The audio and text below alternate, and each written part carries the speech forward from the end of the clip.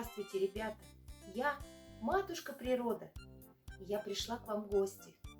Так как наступила весна, то мы должны убрать свою планету, свою землю, свой родной край от мусора. И, конечно же, я вас этому научу.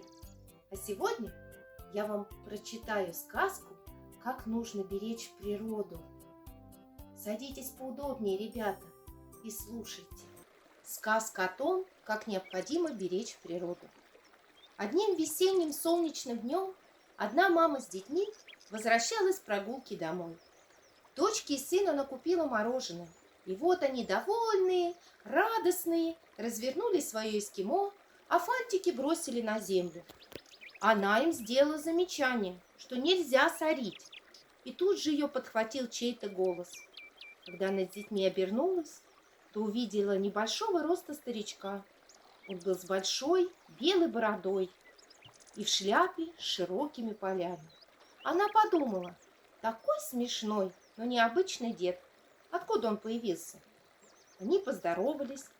Старичок нам поклонился и сказал: если, дети, вы будете разбрасывать фантики и сорить, то может прилететь злая колдунья мусорогрязка. Дети так заинтересовались, кто это такая и почему она может прилететь, что стали расспрашивать старичка. Старичок тем временем сел на ближайшую лавочку, позвал себе детей, маму и говорит: раз вам интересно, то расскажу я вам историю о том, как я увидел мусорогрязку. Жил я тогда в небольшой деревеньке. Рядом с деревней стоял зеленый густой лес. Разные деревья росли в том лесу. И сосны, ели, и дубы, и осины. Разные животные обитали в том лесу. И медведи, и зайцы, и волки, и ежики. Речушка протекала по низу нашей деревни. Уж рыбка в ней плавала разная, потому что речка была прозрачная. Люди в нашей деревеньке жили дружно, гости ходили друг к другу. Но уж больно они невоспитанные были, ленивые, везде мусорили. В лес пойдут, нассорят, возле домов своих мусор разный побросают и речку мусором забросали. Обиделись все звери и птицы и ушли из леса в другой лес, а рыбы уплыли в другие реки. Прослышала про то колдунья мусорогрязка, обрадовалась и прилетела в нашу деревню. Стала она царствовать, мусора и грязи становилось все больше и больше. Солнце спряталось, воздух стал портиться, даже дождик перестал приходить. Растения завяли, деревья засохли, речка исчезла. Плакать стали взрослые дети в деревеньке. Что же мы наделали? Как нам дальше жить? Стали думать, как колдунью прогнать. А что уж тут придумаешь? А, ребята, спросил старичок.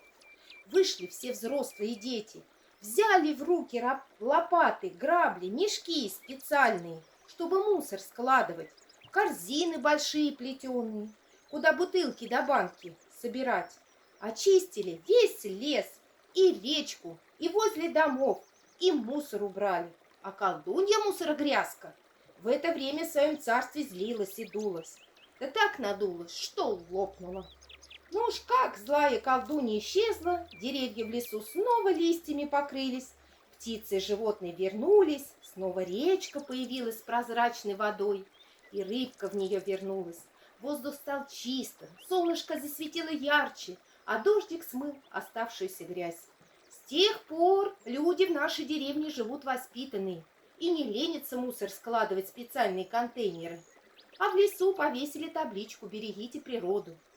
«Спасибо тебе, дедушка», — сказали дети. «Мы не хотим, чтобы в наш город прилетела колдунья мусорогрязка».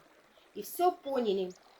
Теперь мусор будем выбрасывать только в специальные контейнеры, чтобы улицы нашего города были красивыми, а воздух чистым. Старичок с благодарностью посмотрел на детей и исчез так же неожиданно, как и появился. Ну вот, ребята, вы послушали эту сказку. А вы хотите, чтобы в вашей деревне родной проживала мусорогрязка? Не хотите? Так скорее берите метелки, грабли, мешки для мусоров и бегите скорее, убирайте мусор. До новых встреч!